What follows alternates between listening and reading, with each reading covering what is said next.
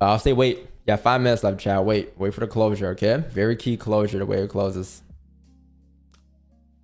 After I fail challenges due to the rule, maintain whatever, I start 280 and 280. What? Oh, Australian dollars. Since February, it sits at $600 Australian. Now I build my own firm. Thank you, Don. Congrats, bro. And also thanks for the 2 months. Wait, so what prop did you pass it with?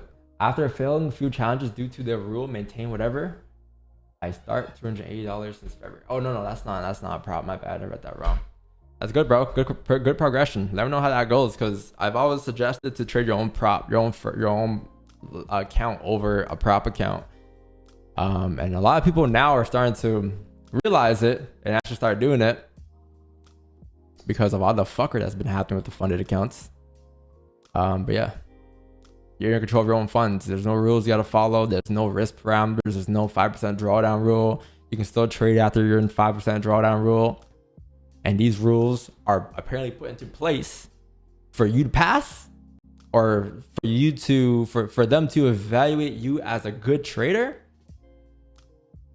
There's no realtor saying a good trader must risk below X amount or having X amount of drawdown. I'm telling you, bro. It's a setup. But it is good if you have the skill, I guess. Like, that's fine, you know? If you have the skill and you usually don't risk anywhere above 5% anyways, then you're fine. Like, and you adjust your risk percentages for the prop firm. But when you're a new trader, you know, I know that feeling. It's like, oh my God, if I had more funds, it'll be easier to trade. But that's not the case, man. If you don't have the skill, then you'll never have the skill, right? You have to develop the skill, maintain the skill, and then as you maintain the skill and develop the skill, your cash, your money flow will come in naturally over time. But the moment you start thinking about having a bigger balance, and the reason, and that being the reason as to why you're not where you're at, and then that becomes a problem. That becomes a problem, man. Because if you can trade a $100 account, you can trade a 100K account, you can trade a $1 million account. It's all the same risk percentage at the end of the day, right?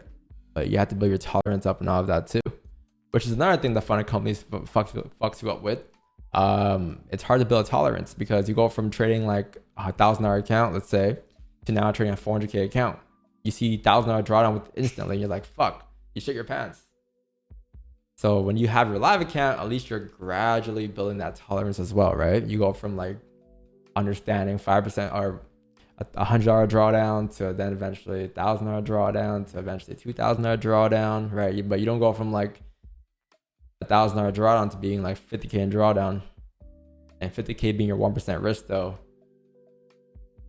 So it's it depends what type of trader you are, and I guess like what level and how much experience you have, I'll say.